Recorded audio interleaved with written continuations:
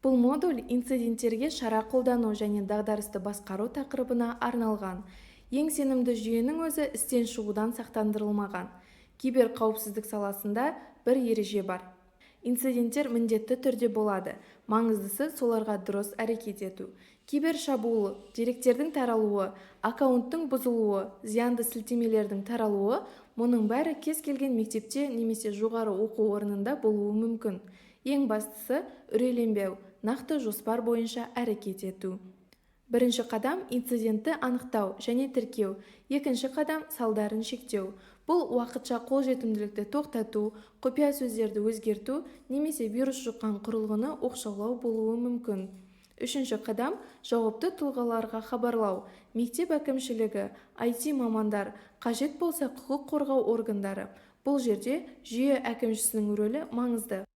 Ол әрекеттерді үйлестіреді, тәуекелді талдайды, техникалық бөлікке жауап береді. Бірақ мұғалім де шетте қалмауы тиіс.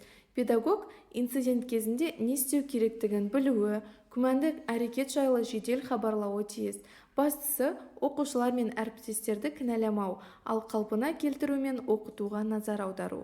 Сонымен қатар, сыртқы мамандарды қашан тарту керек екенін түсіну қажет. Модульде нақты кейстерді қарастырамыз. Мектепке вирус жұққан хаттар келуі, күнделіктегі бағалардың жоғалуы, мұғалімдердің аккаунттары фейк таратушы ретінде қолданылуы.